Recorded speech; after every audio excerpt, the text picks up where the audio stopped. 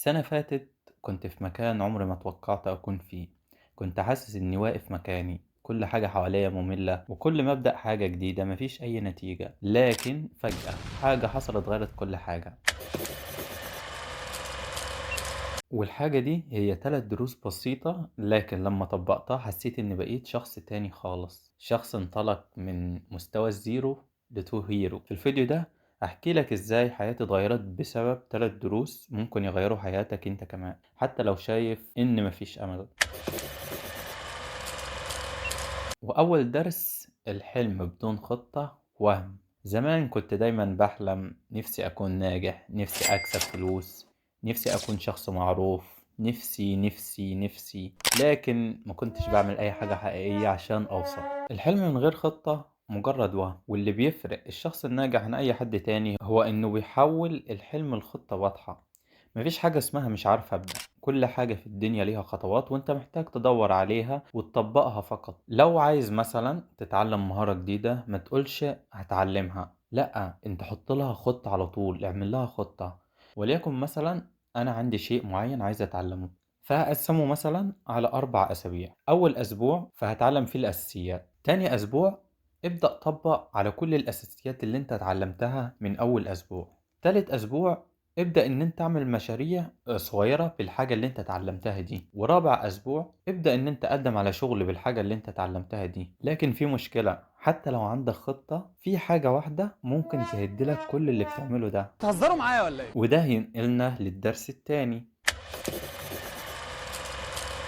الأعداء ال3 اللي هيوقفوك. كنت دايما ببدأ لكن بعد شوية بلاقي نفسي واقف في نفس المكان، فاكر إني مش عارف أكمل، لكن الحقيقة كنت واقع في الفخ اللي بيقع فيه أي حد بيحاول ينجح. وده ينقلنا لأول عدو معانا وهو التسويف. هبدأ بكرة، هبدأ الشهر الجاي، هبدأ السنة الجاية، هبدأ بعد العيد. طبق قاعدة ال5 ثواني. لو عندك حاجة تعملها عد لحد 5 وابدأ فورا قبل ما مخك يكسلك عن الحاجة دي. ابدأ على طول بأي حاجة انت عايز تعملها، ما تفضلش تسوف. ما تقولش مثلا هبدأ لما ارتب مكتبي، طب هبدأ لما اجيب القلم الفلاني عشان ما بكتبش الا بيه، طب هبدأ لما اجيب الكشكول ده عشان ما بعرفش اركز الا بيه. دي كلها معوقات انت بتحطها لنفسك، حاجات انت بتخلقها لنفسك عشان ما تبدأش في الحاجة اللي انت عايز تعملها. فانت ابدأ من دلوقتي، ارمي نفسك في الحاجة، هتلاقي نفسك مع الوقت بدأت انك تفهم كل حاجة في الشيء المعين اللي انت بتتعلمه ده. وننتقل للعدو تاني وهو الخوف من الفشل. طب لو جربت وفشلت، طب ايه الحل؟ اعتبر كل فشل درس، واعرف ان اي شخص ناجح فشل 10 مرات قبل ما ينجح، ومفيش حد نجح نجاح مبهر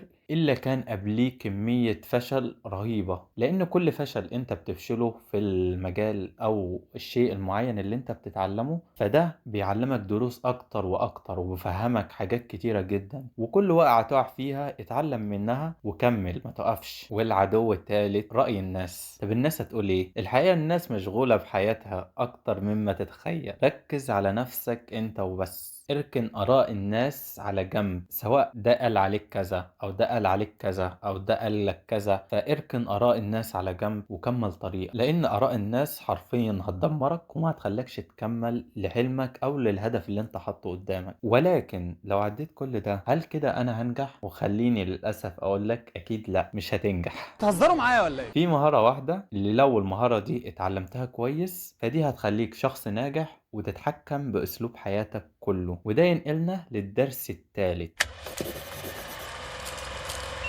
أهم مهارة لازم تتعلمها. كل حاجة في حياتك، نجاح، علاقات، مستقبلك، بيتحدد على حسب مهارة واحدة بس، وهي الانضباط الذاتي. الموهبة طبعا مهمة، بس الالتزام هو اللي بيكسب في الآخر. أي شخص ناجح فهو مش عبقري، هو بس مستمر على هدفه إنه يشتغل عليه حتى لو زهقان. فالانضباط الذاتي هيفرق كتير جدا في حياتك، سواء لو انت مثلا عايز تتعلم حاجة جديدة او مهارة جديدة، فانت لو عندك انضباط ذاتي هتقدر ان انت تتعلم الحاجة دي بسهولة، اللي هو هتكون مخصص وقت معين في يومك للحاجة دي، حتى لو هتتعلم عنها شيء بسيط جدا، بس كل يوم هتتعلم برضو في نفس الحاجة دي. فالانضباط الذاتي بيفرق في اي شيء انت عايزه ينجح. طيب ازاي تطور الانضباط الذاتي؟ استخدم قاعدة No Zero Days. يومك ما ينفعش يعدي من غير ما تعمل خطوة في هدفك اللي انت حاطه او في مجالك، ودايما حاول ان انت تكافئ نفسك. مش لازم تشقى وقت طويل، بس كل ما تعمل انجاز صغير ادي لنفسك مكافأة. واهم نقطة طبعا انك تبعد عن المشتتات. فعندك السوشيال ميديا طبعا مشتتات، وانا ما بقولش على السوشيال ميديا كلها ان هي مشتتات. في جانب في السوشيال ميديا اكيد كويس، واكيد كل حاجة فيها جانب كويس وجانب وحش. يعني مثلا انت واحد بتتعلم حاجة جديدة، فانت عندك يوتيوب، فده كويس ان انت تستخدمه في ان انت تتعلم الحاجة دي او المهارة دي. لكن تطبيقات زي تيك توك، انستجرام، فيسبوك، فدول في الاغلب ما يعلمكش حاجة مفيدة اكتر. يعني مثلا ممكن نقول ان فيسبوك ممكن تلاقي عليها محتوى تعليمي، بس مش هو المحتوى برضو اللي تستفيد منه اكتر. انما انستجرام فصفر محتوى اساسا، وهكذا تيك توك بيديك معلومات سريعة وهي ما بتثبتش اصلا في دماغك. بتفضل كل ما تستخدم تيك توك بتقلب في فيديوهات ورا بعضيها، فبيعدي عليك كمية معلومات كبيرة، فانت ما بتركزش اصلا في اللي هو بيتقالك او اللي انت بتسمعه. فانت حاول تنظم وقتك وتبعد عن المشتتات. يعني انت مثلا لو مثلا دراستك اونلاين او تتعلم مهارة اونلاين او مهارة جديدة، فانت عندك يوتيوب تتعلم منه. المنصات مثلا لو انت مشترك مع منصة، او مثلا عندك لينكد ان، فدي حاجات هتفيدك وتعلمك. وتبعد نفسك عن صحابك اللي بيضيعوا وقتك، لان دول هيضيعوا وقتك وهم بيضيعوا وقتهم، فانت ما هتستفدش ولا هم هيستفادوا.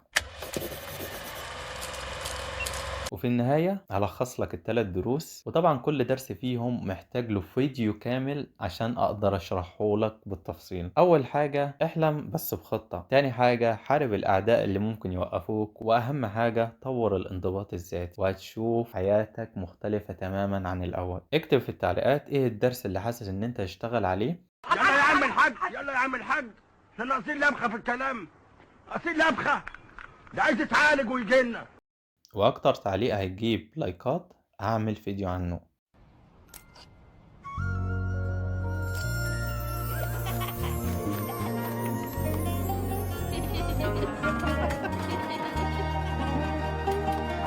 ولو عجبك الفيديو ما تنساش تعمل لايك، ولو ما عجبكش فقول لي رأيك في التعليقات، وايه الحاجة اللي ما فهمتهاش او مش عاجباك في شرحي، وانا ان شاء الله احسنها بحيث اوصل لك المعلومة بأحسن شكل ممكن.